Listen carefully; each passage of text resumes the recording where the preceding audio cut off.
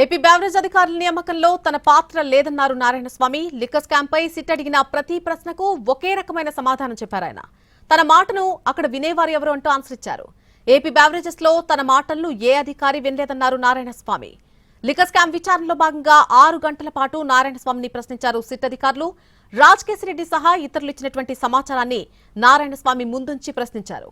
YCP హయాంలో మద్యం పాలసీలో మార్పులు, మద్యం ఆర్డర్స్ లో ఆన్లైన్ విధానం తొలగించి మాన్యువల్ విధానం తీసుకురావడంపై కూపీలాగారు అధికారులు.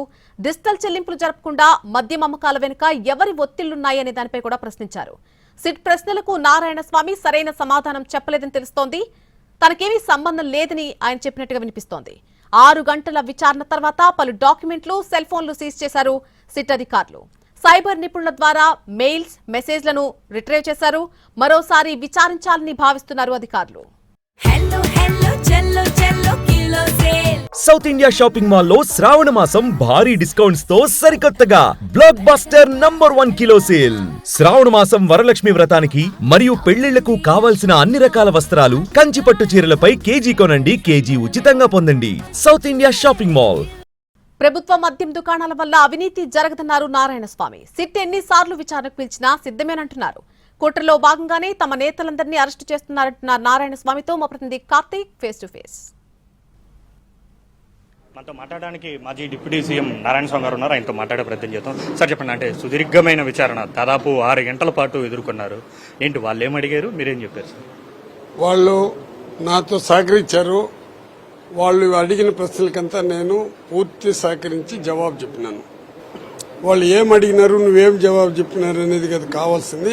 వాళ్ళు నాకు సహకరించారు, నేను అడిగిన దానికి వాళ్ళకి జవాబు చెప్పిన.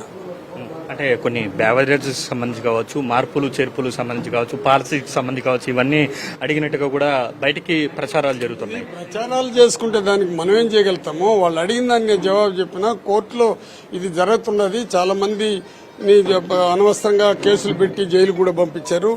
ఎలాంటి ఇబ్బంది పెట్టినారో పాప లీడర్లందరూ కూడా నాకేమో జరిగిపోయిందని ఒక భయంతో పరిగెత్తి వచ్చారు.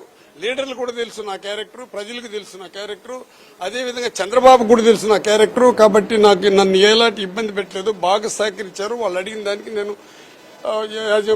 నేను మంత్రిగా పనిచేశాను కాబట్టి వాళ్ళకి ఏ క్వశ్చన్ వేసినారో దానికి నేను జవాబు చెప్పినాను.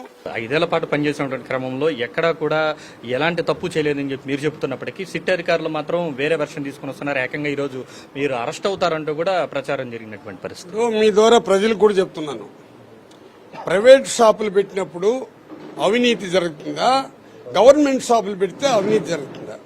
ఇంతకుముందు డిస్టిలరీ కూడా, ఇంతకుముందు ఉండే డిస్టిలరీ ఉండదు. ఇప్పుడు ఎక్కడ కూడా మనం గవర్నమెంట్ షాపులు రన్ చేసినప్పుడు ప్రజా సంకల్పయాత్రలో జగన్మోహన్ రెడ్డి గారు ప్రజల కోరికని నేను తీరుస్తానని చెప్పేసి ఆయన ఇటువంటి మనకు ఏ ఇన్కమ్ వచ్చినా కానీ అది గవర్నమెంట్కి పోతుందే కానీ ప్రైవేట్ షాపులు ఇచ్చి బెల్ట్ షాపులు ఇచ్చుంటే అప్పుడు మనకు ఏదైనా అవినీతి చేసేదానికి ఆస్కారాలు ఉంటుందే కానీ మొత్తం టోటల్గా గవర్నమెంట్ షాపులు రన్ చేసినప్పుడు ఏమిటి వాళ్ళ ప్రచారం ఏందో నాకు అర్థం కల. వాళ్ళ భయం అంతా ఏమంటే ఇట్టానే చేసి ప్రజల్ని తప్పుదోవ పట్టించాలని వాళ్ళు ప్లాన్తో ఇదంతా చేస్తూ ఉంటారు. అంటే మళ్ళీ ఇంకోసారి విచారణకి రమ్మన్నారా, అడిగారా?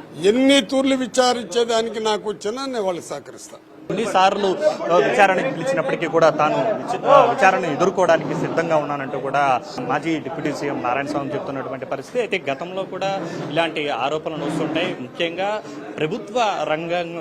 ప్రభుత్వం తరపున మద్యం షాపులు అనేది రన్ చేస్తే ఎక్కడ అవినీతి జరుగుతుంది, అదే ప్రైవేట్ పరంగా నిర్వహిస్తేనే అవినీతికి ఆస్కారం ఎక్కువగా ఉంటుంది. నేను అదే విచారణలో అధికారులకు చెప్పడం కూడా జరిగిందంటూ కూడా నారాయణస్వామి చెప్పినటువంటి పరిస్థితి. కెమెరా పర్సన్ చెంచయ్తో కార్తికేయన్ టీవీ, పుత్తూరు నుండి.